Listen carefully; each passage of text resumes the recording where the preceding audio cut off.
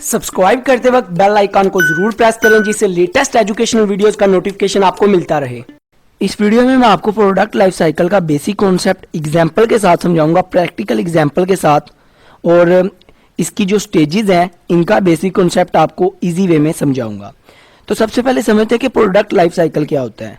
जैसे हम पैदा होते हैं, हमारी एक ह्यूमन लाइफ साइकिल होता है। हम पैदा हुए, फिर बड़े हुए, हमारी ग्रोथ हुई, उसके बाद हम जवान हो गए, उसके बाद हमने जॉब की, हमारी शादी हुई, बच्चे हुए, और उसके बाद हम मर गए।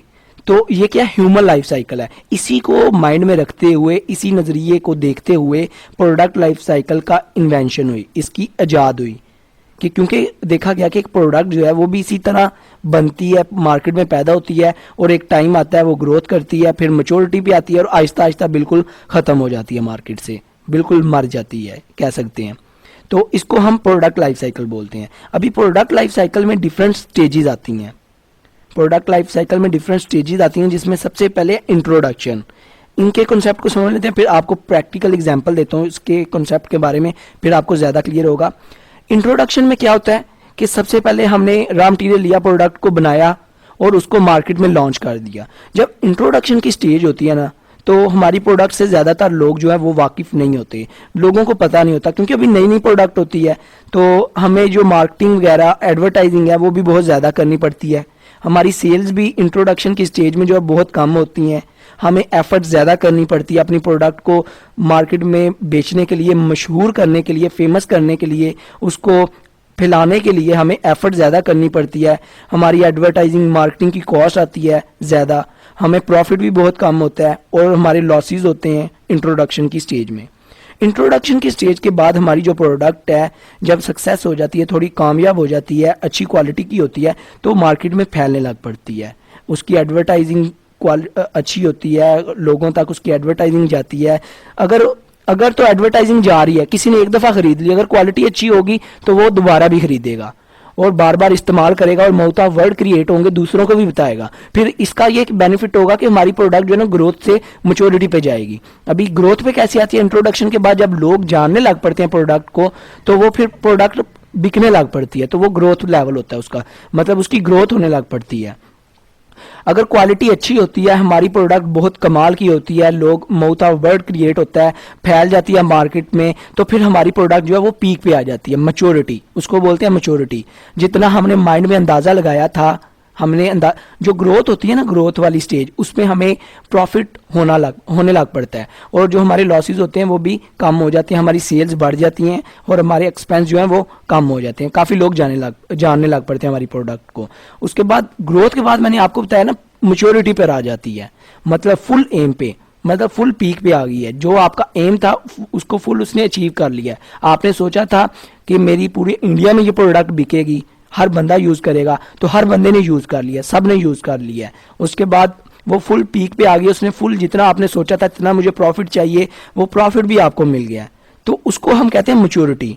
फिर जब लोग फुल उसको यूज़ कर लेते हैं, फिर आपको पता है इंसानी नेचर है, एक चीज़ को बार बार यूज़ करने से वो बोर हो जाता है इंसान। तो फिर क्या होता है, जब बोर होते हैं या उस प्रोडक्ट में कोई इनोवेशन नहीं आती, उसको इम्प्रूव नहीं किया जाता, उसको अपडेट नहीं किया जाता, तो फिर वो डिक्लाइनिंग स्टेज में आ जाती है, मतलब उसकी डिमांड जो है वो कम होने लग पड़ती है, उसको हम बोलते हैं डिक्लाइनिंग स्टेज।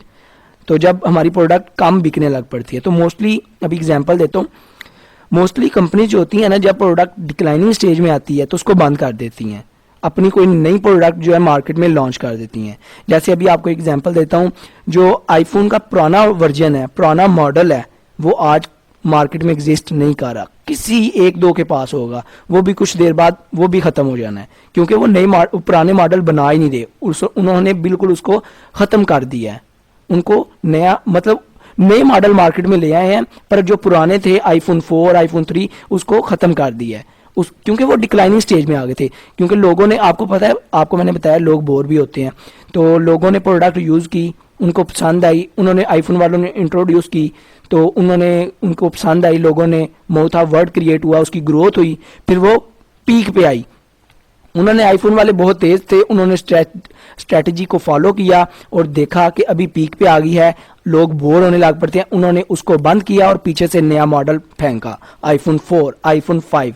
इसी तरह इसी स्ट्रेटजी को वो अभी तक फॉलो कर रहे हैं, इसी स्ट्रेटजी को सैमसंग फॉलो कर रहा है। जैसे नोट सीरीज फेंकता है, जब उन्हें पता है हमने नोट सीरीज से काफ़ी प्रॉफिट अर्न कर लिया, मार्केट में पीक पे है, जितनी हमारी लोगों की डिमांड थी उतनी हमने उतना प्रॉफिट कमा लिया, मतलब काफ़ी लोगों ने ले लिया है, जितनी उन्होंने रेशो निकाली होती है, इतने लोग हैं इस मुल्क में तो इतने मोबाइल यूज़ कर रहे हैं, उन्होंने ले लिया है, हमने प्रॉफिट भी अर्न कर लिया है। तो उन्हें पता है अभी प्रोडक्ट पीक पे है, अभी लोग इससे बोर होने लग पड़े हैं, तो अभी हमें नई प्रोडक्ट डालनी चाहिए, क्योंकि वो डिक्लाइनिंग स्टेज में आ रही है, पीछे से नई प्रोडक्ट उन्होंने डाल दी। इसी तरह कुछ प्रोडक्ट ऐसी होती हैं जो डिक्लाइनिंग स्टेज में आती नहीं कभी भी, वो हमेशा मैच्योरिटी में रहती हैं।